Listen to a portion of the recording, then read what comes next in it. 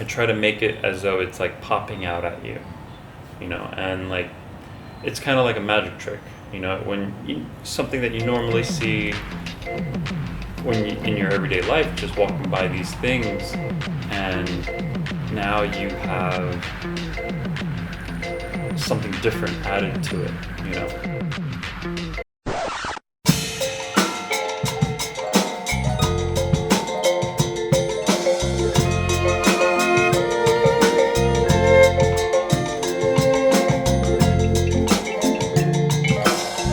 Welcome to the Kingdom of Wonder podcast. My name is Gabriel, and if you're new to this channel, this is a podcast that focuses on the arts, culture, and people of Phnom Penh and the Kingdom of Cambodia.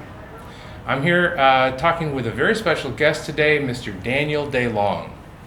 How you doing? All right, welcome to the podcast. Thanks for doing this. Thanks, man. Thanks for having me on. Yeah. So I'm bringing Daniel on today because Daniel is a video artist. He is Cambodian-American, and he is living here in Phnom Penh, and I wanted to get a chance to talk with him about the work that he does. So, Daniel, can you tell me a little bit about the work that you do and what you're up to these days? Yeah, so what I do is projection mapping, also new media arts. How do I describe? If you see like buildings and stuff and you see like video projected on it with light, that's projection mapping. It's taking the light of a projector and controlling it to manipulate it and make something interesting out of whatever object. And it's specifically tailored to the geometry and form of whatever the projector is projecting onto, right? Yeah, so it can be a building, it can be a chair, it can be a statue, any form, any shape. So we can do things that are completely flat, or we can do things that are a little bit more obtrusive and with curves and angles. Interesting. Well, it's interesting. So how did you get started doing this kind of work? Kind of by chance, really. I did it for free beer in the beginning. Yeah, it was like a friend of mine was playing music. Brian Rudd was playing music, and he was like, "Hey, I need somebody to like run the video stuff." And I was like, "I'll do it. Do I get free drinks?" He was like, "Yeah, I'll give you free drinks." And I was like, "Perfect." So I started doing it for like free drinks, just like mixing and playing with the video, and then I started liking it. And this was in Saigon? This is in Saigon, yes. Right. Yeah. Back in 2013. Okay. And so once you got a taste for the free beer that this could bring you, how did you develop further into this work? Well, I was doing it for free for quite a while because I didn't even know that you can make money from this. And Brian hadn't told me that we were making any money. It was just going back to the band fund. I was like, oh, okay, whatever. And then we did a show at Cargo in Saigon, and the owner there approached me to do like a concert, and I was like, me? You sure you want to give me money? And so I started getting paid for it, which changed everything. Yeah. Because I was like, I'm getting paid for doing something that I like, which to me was really rare at the time, and it was kind of fun. So I got to explore it a little bit more and really play with it. Interesting. And you brought a clip to illustrate like some of the stuff that you're doing. Can you tell us about the first thing that we're going to see? Yes. Okay, so the first thing is there was a mural that I really liked in Kampot, and I was creating this project over the last couple months where I would go to murals and just projection map on top of those murals because I needed some practice, really. And when I was in Philadelphia, I started doing murals because I wasn't able to get in touch with other artists during COVID. So it was a good way for me to practice my skills and develop something interesting. Mm-hmm. And how long have you been in Cambodia? Like your move here was kind of recent, right? Very recent, yes. I moved here only in March, yes. But I've been here before. Sure. Yeah. Yeah. My parents are from here. Okay. Yeah. Yeah, and then they moved back. How long ago did they move back? They moved back in 2003. Yeah. Yeah. Okay. And how's their experience been coming back to Cambodia? They really enjoy it here. They love it here. And my mother's from here, and she... Oh man, I don't know. I just realized that my mother's probably going to see this, and I was like, oh shit. Well, you don't have to incriminate her in any way, but just curious about sort of the Cambodian experience, the diaspora, returning to Cambodia. That's an interesting thing to hear about. Yeah. She really felt, I think she feels as though she has a connection to this place that she doesn't so much, that she felt that she lost when she was in New York, which is where I was born. Mm-hmm. And I think she came back in search of something. I'm not exactly sure what, but she went through a lot during the Civil War here. Sure. Yeah. Do you think she's recovered some of that connection to this place? Yes. Yeah. So now she feels as though she's very much more connected here than she ever was in the States. Oh, wow. And she wants to stay here for the rest of her life. Yeah. And that's cool. This is probably more a reason than anything else why you came here yourself, yeah? Your family. I mean, yeah, it's a huge reason, actually. When I first came here, I moved to Vietnam, and I kind of didn't really give Cambodia a chance because I think of all the drama and I think trauma that my mother was carrying and I was carrying, and I didn't feel very good about Cambodia. Yeah. And I was a little embarrassed to tell people that I was Cambodian because of that. Oh, wow.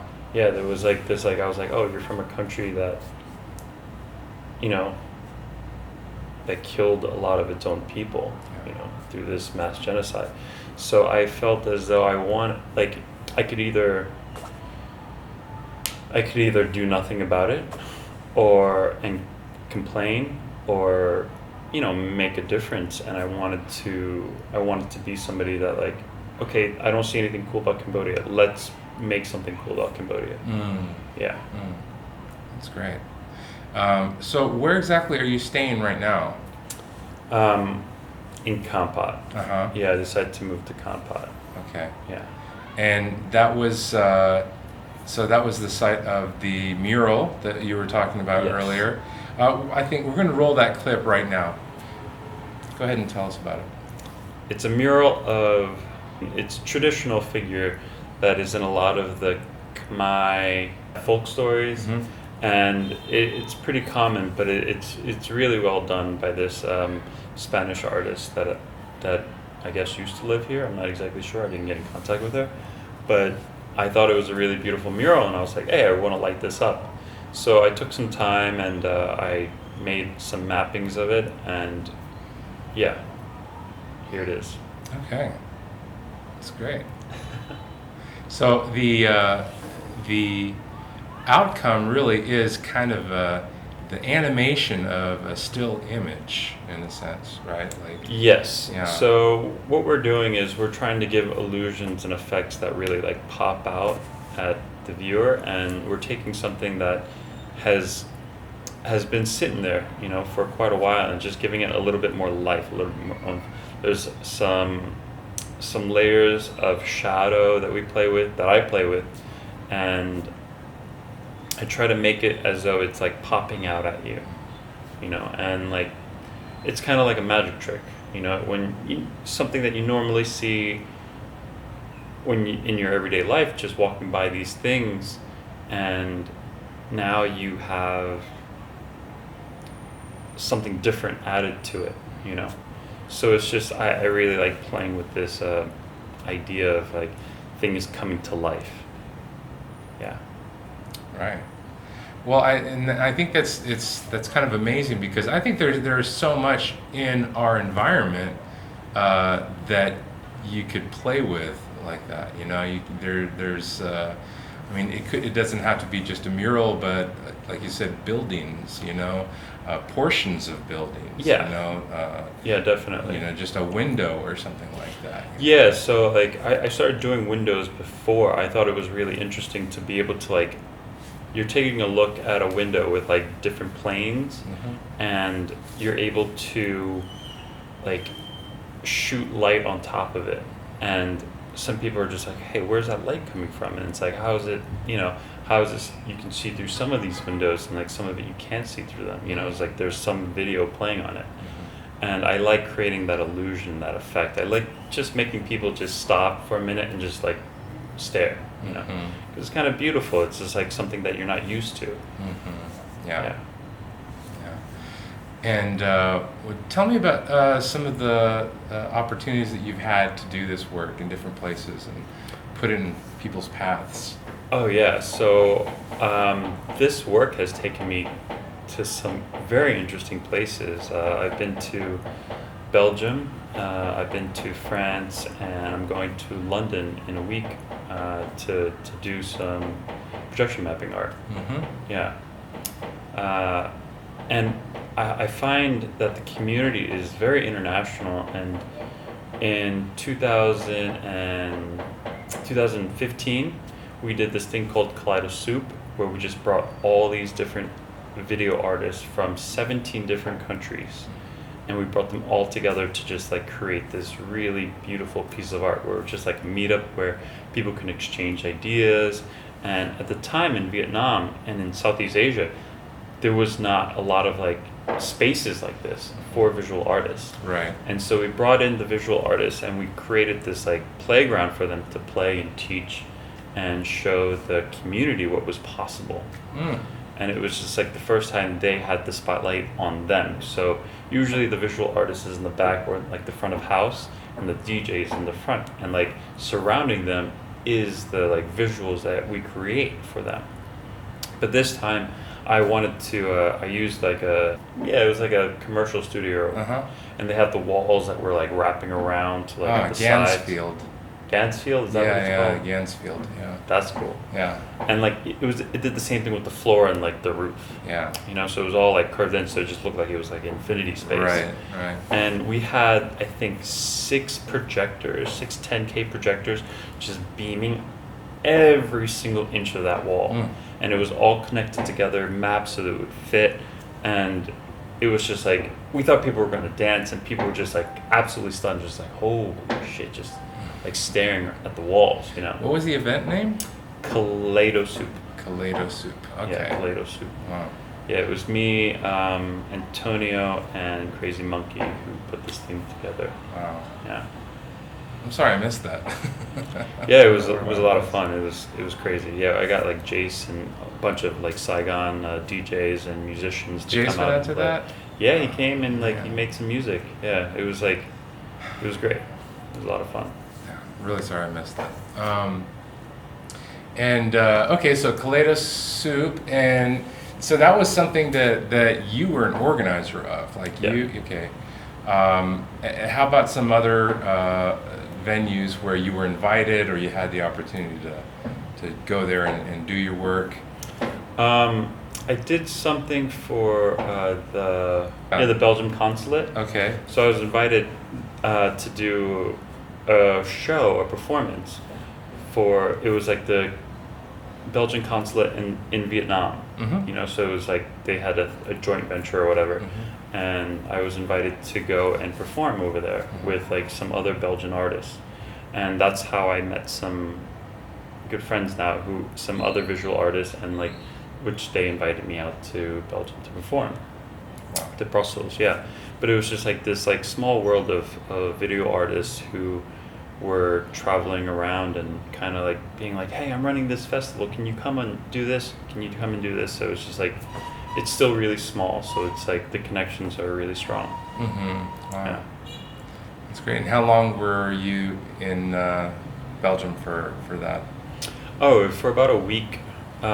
Actually, we did the performance in Hanoi, in Vietnam, and then I got a chance to fly out to Belgium and do a performance there too. Wow. Yeah. Excellent. And now this festival that you're going to work in London next week, Yeah. tell me what's special about that one. So that one is called Medicine Festival, and this is a very interesting festival. It's a festival for indigenous tribes of sacred places, or something like that. I need to take another look at it, but You didn't read the full pamphlet? I did not read the full pamphlet. But it's a very interesting thing because I went there last year, and I went there kind of on a whim because I met a friend, Mark Harris, who was doing Quest Festival up in Hanoi, and he became the creative director for this festival, and he asked me to come and help out. It was a nightmare to accomplish. I tried to do it last year, and I didn't have enough time, so this year feels like it was a redemption for me. I have a chance at redemption because this one was a massive undertaking. I had to create a new form of masking where it doesn't completely lag my computer when I'm playing. Yeah, when you're creating that many layers and layers of footage, you don't want it to freeze. You're trying to make it as smooth as possible. You have to manage your resources. Right? Exactly, Yeah. exactly. So I had to figure out new techniques to make it work. Yeah. Cool. And how long does that festival go? That's like a 6-day festival. Wow. Yeah. And did you have a clip that you wanted to show for the work that you're putting together for this? Yeah, we could take a look at this. All right, let's run this clip. Tell us, what are we looking at? So as you can see, this piece is extraordinarily intricate. I think I'm going to try to show a making of and the masking. And as you can see here, there's a bunch of different holes that need to be covered. And the way that I'm doing it is that I don't overlap any of these holes. So in a way, I'm kind of stitching it together without covering any of the actual wood pieces that I need to have the light on. And the more layers of this I create, the more work it does for your computer. So if you can connect it all in one piece, it makes it much more efficient. And it's a very big task. Yeah. So what do you hope that someone who sees your work walks away with? Hopefully inspiration. That's what we all kind of want as being any type of artist, really. You want to have an emotional impact of some kind, and what I'm trying to do now in Cambodia is develop this app with a friend of mine, and with Hivermind. Hiver Lab. They're based in Cambodia. It's a VR company here, and what we want to do here is to create these like a digital museum that's out in the open for people to see. So we're trying to create this app with enough footage working with the local artists here to capture all the murals that are available and give them some light. So if they have a mural that you really like seeing, usually street art doesn't last very long. And if you can get some footage of it and put it into this app, hopefully you can come back to it and be like, oh, this wall, this art was here, and you can see the information of oh, it was done by this person at this time, and then eventually I want to be able to over time you can see what other pieces of art was here, and you can see it in a 3D environment as opposed to just a picture of it. That's interesting. So it's more than simple archiving of work that already exists. It's further augmentation of that work. Yeah. Interesting. That's what we want to do. That's very interesting. That sounds like a long-term project, something that you could probably spend a lot of time, put a lot of energy into. Yeah, we're gonna create some prototypes to see what we need and what we don't need. There's a lot of beautiful art in Cambodia here, and like I really want to get it out, to really showcase it and like to spread it out into the world. I think like if you go to any of the major cities, even like the smaller cities, there's always some type of graffiti or something somewhere, or some type of street art, and this is where like street artists just make their canvas, and I love that. Like I don't really visit like museums as I used to, because it gets kind of boring, because it's just like a bunch of elitists who are just like, hey, like this is good art. Yeah, it's kind of, it's just shitty after a while. You're just like, oh, okay, like this is what I'm supposed to like, but what if I don't like it, And so in this way, we're giving like some power back to like the people. Be like, hey, I like this. I want to put this up. I want to put it up somewhere where somebody else can appreciate it, It's also sort of showing like we celebrate this. Like we value this. This is beautiful, and anybody who witnesses that, if they have any inclination to create street art of their own, that's only encouragement for them. Yeah, I mean, like we want to put it out to like the artists out there to get recognition for their work. Because a lot of times, they don't, because there's no plaque usually outside saying like, oh, this person did this. They have to hide, because it's like not really, it's illegal. Right. But advertisements can put up advertisements wherever they want. Like big corporations put up advertisements wherever they want, and they're not asking any permission. Sure. Yeah. So it's just like, hey, well, let's capture this while we can. Let's save this. And yeah, Cambodia has a huge opportunity, like a lot of opportunity, because there's a lot of beautiful art out here. Yeah, a lot of talented people out here. That's great. So what about smaller events, like just things that people could go one-off? Do you see maybe doing things like that in the near future here? Yes. I want to work with some of the artists at the factory. Factory Phnom Penh, it's just, every time I go there, I feel extraordinarily inspired. And I think it's, if I get a chance, that would be great. Yeah, shout out to those guys. They're fantastic. Excellent. That's pretty exciting.